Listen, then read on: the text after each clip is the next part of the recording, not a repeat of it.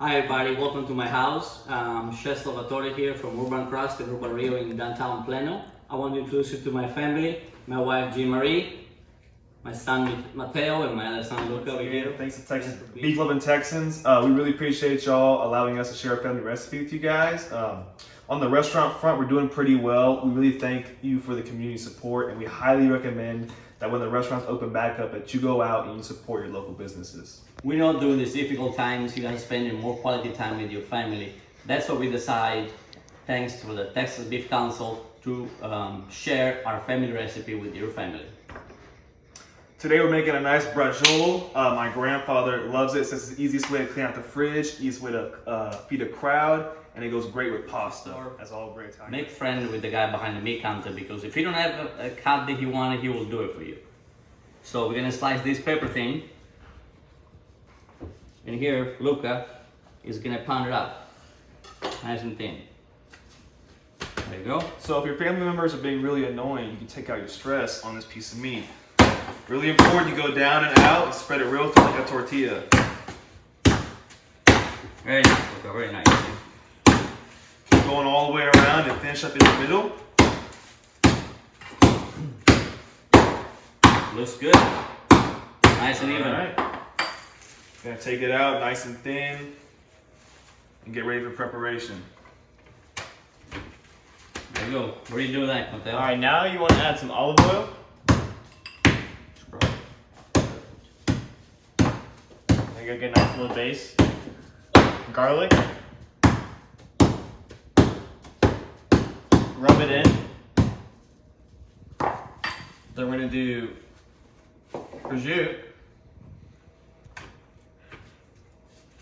Couple of nice slices. Okay.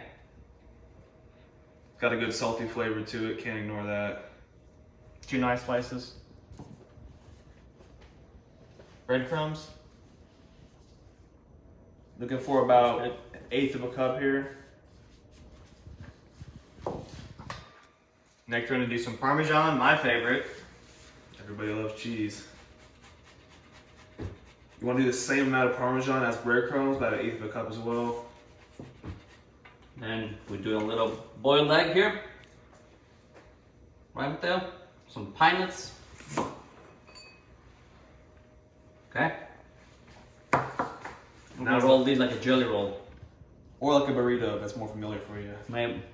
Yeah, probably in Texas it's easy to say burrito. There we go. It ain't gonna be pretty, but it'll get it done. It will taste great. Look, are you passing your skewer? Absolutely. Or you wanna do the other one, Matteo? Oh yeah. Pretty much you take a skewer like this. That's what you're looking at. Here, let me help you out with this. There we go. Garlic, prosciutto.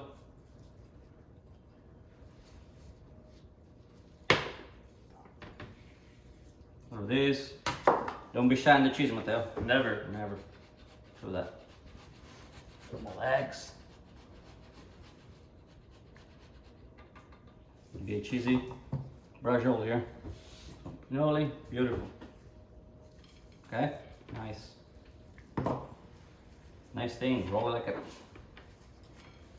The key is it has to be tight, or else it's gonna inflate in the oven and it's gonna be improperly cooked around. So get it nice and tight, squeeze it in like you're doing a yoga mat.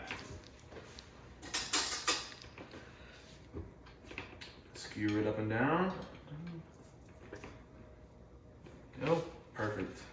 Beautiful babies. Meat on a stick. Made a mistake. You guys want to season this? I'm gonna get it going in the pan. Yeah. A little salt and Salt. pepper. Now it's very important you put a lot of salt in the recipe because the prosciutto and the cheese are a little salty. So all the flavors are gonna come out of the involtini. So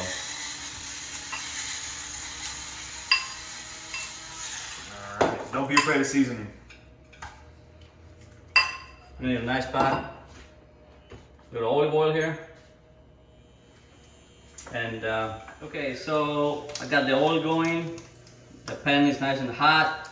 My kids are going. Mateo's got a Zoom call, and the other guy's doing a test. So you know that's what happens when you're homeschooling. Here it is. I'm gonna go here. Trying to get a nice color all around.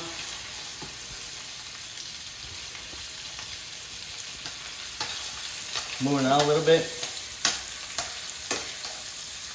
So we're looking for this nice golden brown color. So when you get your pan nice and hot, then you add the oil. Remember that, kind of medium heat, not too high. And then when you put your color product in there, it's gonna give you this beautiful golden brown result that you're looking for. Very important on that. And then you gotta turn it around every couple of minutes to get the consistent color on all the sides. We got golden brown color all over. I'm gonna add a little more olive oil and a little bit more garlic right now. It's on the center of the pan. And can you hear this noise here? Nice. The garlic is going to get roasted a little bit, nice flavor. Now at this point, I'm gonna add a cup of red wine. I'm gonna deglaze the pan. So all these juices in the bottom of the pan are cooking together with the wine. I bring this to boil for about 1 minute, reduce it down, and then we're gonna add the tomatoes. Madonna, smells good. Wine is reduced. I'm gonna add about 20 ounces of Italian tomatoes. They're crushed, you see some chunks in there. Okay, like that. And take some fresh basil. I say 3, 4, 5 slices. I don't even chop it, I just put it like this, just give it a nice flavor, as you see it. Now we're gonna bring all this to boil, and then the next step would be to go in an oven-proof baking dish. It's gonna cook in the oven. Or the other option you have is simmer in the stove. That requires you to get up every 5 minutes and move them around. We put them in the oven and the results are about the same. So here it is, coming to boil. And this is gonna go in the oven. Look all these juices here. And nice and seasoned with tomatoes. And I always put plastic wrap first. If you think it's gonna melt, but it's gonna melt on the edges, so it's no big deal. And then aluminum foil. Nice and tight. We're gonna go in a preheated oven, 350 degrees. Been there for an hour, 350 degrees, and the braciole, they smell unbelievable right now. So I'm gonna bring it out of the oven. Nice and hot. And what you want to do before cutting them, you want to let them rest for about 10 minutes. So I'm going to show you what it look like. They're right here. They're beautiful. I'm going to get them out of the sauce. Let it rest for a second. So the braciole has been resting for about 10 minutes, ready to be cut. At the same time, we can cook a little rigatoni and toss them with the sauce. Mix it up for about a couple of minutes so it gets all the flavor inside. We're gonna remove the skewers from the braciole right here, on both of them. And we're gonna slice.